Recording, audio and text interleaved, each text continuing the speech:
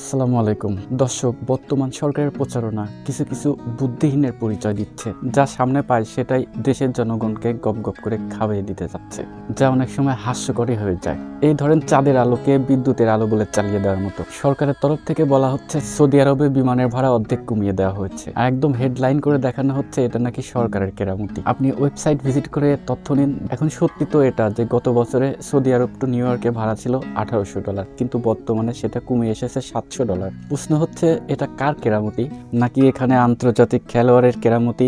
আপনি কি জানেন এখন ভরা মৌসুম চলছে? এই ভরা মৌসুমে এমনি এমনি সবজির দাম কমে যায়। হলাও করে প্রচার করা হচ্ছে এটাও নাকি সরকারের অর্জন। মানে মৌসুমে সবজির দাম কম, এটাও নাকি সরকারের অর্জন।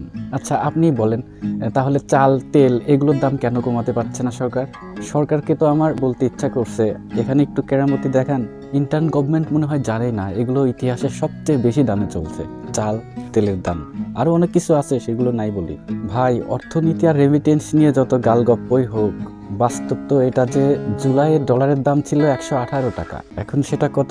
$127। সাধারণত ঈদের সামনে বিদেশ থেকে প্রচুর পরিমাণে রেমিটেন্স বাংলাদেশে আসছে। এত রেমিটেন্স আসার কারণে কথা তো ছিল ডলারের দাম আরো কমবে, তাহলে বাড়ছে কেন? ভাই, পাচার হচ্ছে, পাচার। সেখানে কিন্তু অন্য খেলোয়াড়রা জড়িত। গ্রামে কিন্তু একটা প্রবাদ আছে, বৃক্ষ তোমার নাম কি, ফলেই পরিচয়। মহাজন, গল্প বলে লাভ নেই, ফল দেখান ফল। জনগণ ফল দেখতে চায়। ভালো থাকবেন, আল্লাহ হাফেজ।